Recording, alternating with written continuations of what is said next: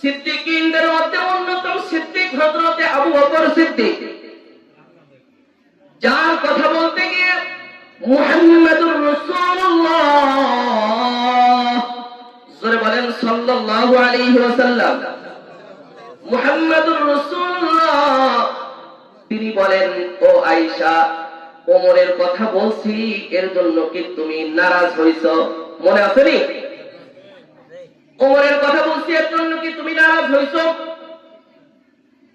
তুমি কি জানো এই যে ওমর, সেই ওমরের নেক আমল আকাশের তারকারা দিয়ে যেরকম ভাবে গণনা করে শেষ করা যায় না, ওমরের নেক আমল ফেরেশতারা এরকম ভাবে গণনা করে শেষ করতে পারে না।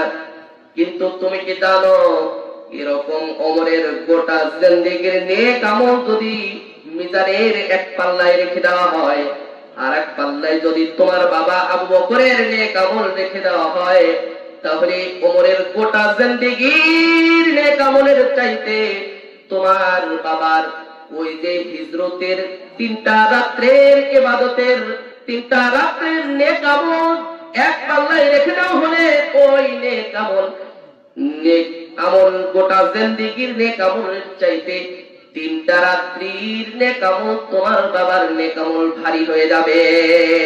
সুবহানাল্লাহ বলে। এর জন্য যে কথা বললাম, একবার সুবহানাল্লাহ এখান থেকে যদি কবুল হয়ে যায়, আর কিছুক্ষণ পরে যদি আমার ইন্তেকাল হয়ে যায়, ইন্তেকাল কিছুক্ষণ পরেই হতে পারে, সন্দেহ আছে? জোরে আওয়াজ দিয়ে বলেন সন্দেহ আছে? আল্লাহ পাক রব্বুল আলামিন বলেন, ইযা জাআ আজালুহুম লা ইস্তাগফিরুনা সাআতাও ওয়া লা ইস্তাকদিমুন। আল্লাহু আকবার বলেন। ইযা জাআ যখন আসবে, আজালুহুম যখন আজাদিল ফেরেশতা যখন মালাকাল মউত আসবে, ইযা জাআ আজালুহুম লা ইস্তাগফিরুনা, 1 সেকেন্ড কিঞ্চিত পরিমাণ দেরি হবে না, ওয়ালা ইস্তাকদিমুন, আবার কিঞ্চিত পরিমাণ আগেও কারো মৃত্যু হবে না, এক কিঞ্চিত পরিমাণ আগেও কারো মৃত্যু হবে না, কিঞ্চিত পরিমাণ পরেও কারো মৃত্যু হবে না।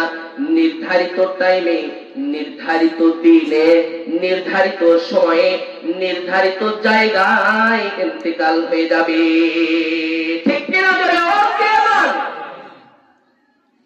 আমার ভাইরা, আমার বন্ধুগণ, এর জন্য মৃত্যুর কথা স্মরণ করতে হবে। স্মরণ করে ওই যে 4 জন ব্যক্তিকে আল্লাহ তাআলা কিয়ামতের দিন বিনে হিসাব জান্নাত দিবে। 1 নাম্বার নবীগণ, নবীর মধ্যে থেকে তো আমরা হতে পারবো না। 2 নাম্বার হলো সিদ্দিকিন, সিদ্দিকিনের দরজা আজও খোলা আছে, কিয়ামত পর্যন্ত সিদ্দিকিনের দরজা খোলা থাকবে। সুবহানাল্লাহ।